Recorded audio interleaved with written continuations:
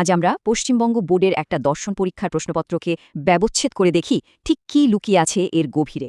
যে প্রশ্নপত্রটা নিয়ে কথা বলছি সেটা হলো দ্বাদশ শ্রেণীর পড়ুয়াদের জন্য তৈরি একটা দর্শন বা ফিলসফির ফাইনাল পরীক্ষার প্রশ্ন।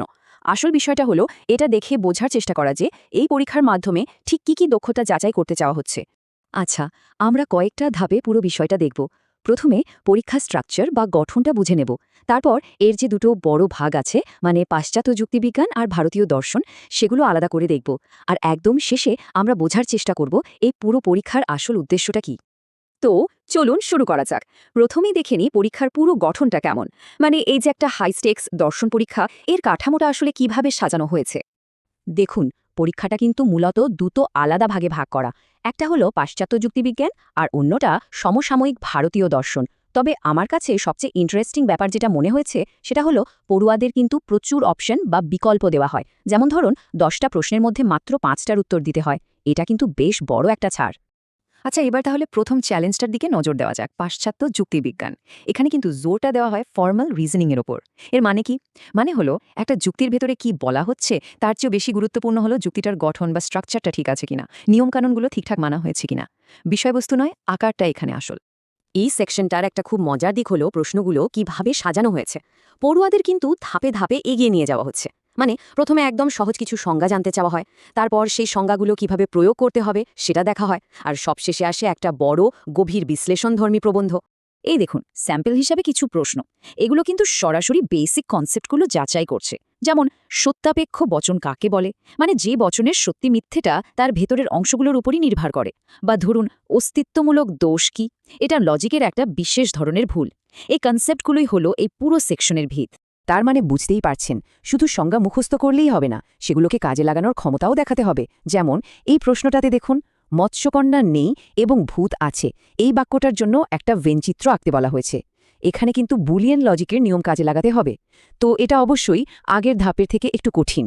আর এই সেকশনের একদম ফাইনাল পরীক্ষাটা হলো এই রকম একটা বড় প্রবন্ধ লেখা। এখানে জন স্টুয়ার্ট মিলের একটা নির্দিষ্ট পদ্ধতি নিয়ে লিখতে বলা হয়েছে, কিন্তু শুধু ব্যাখ্যা করলেই চলবে না। এর সিম্বলিক ফর্ম, মানে প্রতীকী রূপটা কি, সুবিধা কি, অসুবিধা কি, এই সব কিছু খুঁটিয়ে খুঁটিয়ে আলোচনা করতে হবে। এখানেই আসলে বোঝা যাবে কার কতটা গভীর জ্ঞান আছে।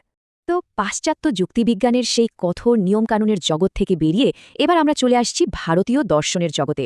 আর এখানে কিন্তু খেলার নিয়মটা একদম আলাদা।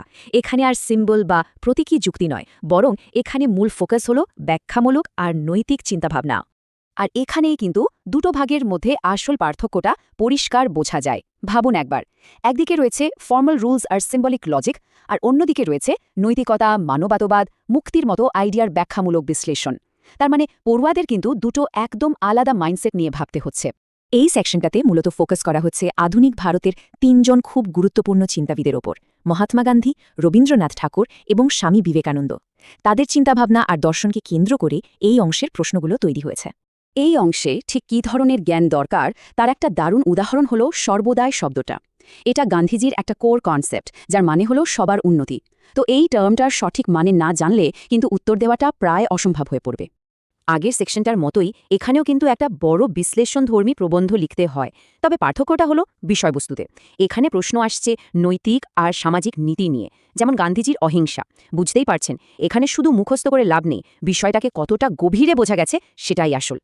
আচ্ছা, এতক্ষণ তো আমরা দেখলাম পরীক্ষায় কি প্রশ্ন আসছে, কিন্তু এবার আসল প্রশ্নটার দিকে আসা যাক।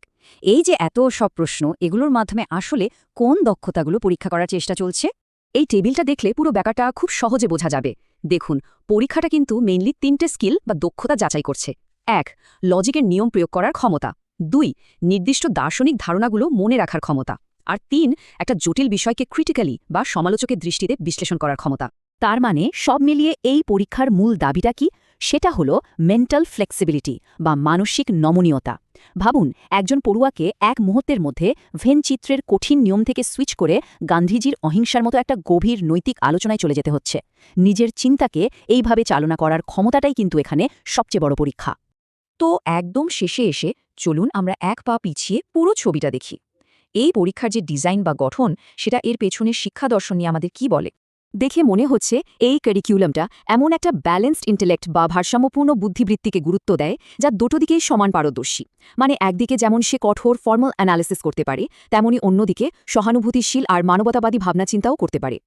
এই পুরো আলোচনার শেষে একটা বড় প্রশ্ন কিন্তু থেকেই যায়। আচ্ছা, যে শিক্ষা ব্যবস্থা একদিকে সিম্বলিক লজিক আর অন্যদিকে গান্ধীজির নৈতিকতার মতো বিষয়কে সমান গুরুত্ব দেয়, সেটা একজন পড়ুয়ার বিশ্বকে দেখার দৃষ্টিভঙ্গি বা ওয়ার্ল্ড ভিউকে ভবিষ্যতে ঠিক কিভাবে গড়ে তুলতে পারে? প্রশ্নটা কিন্তু ভাবার মতো।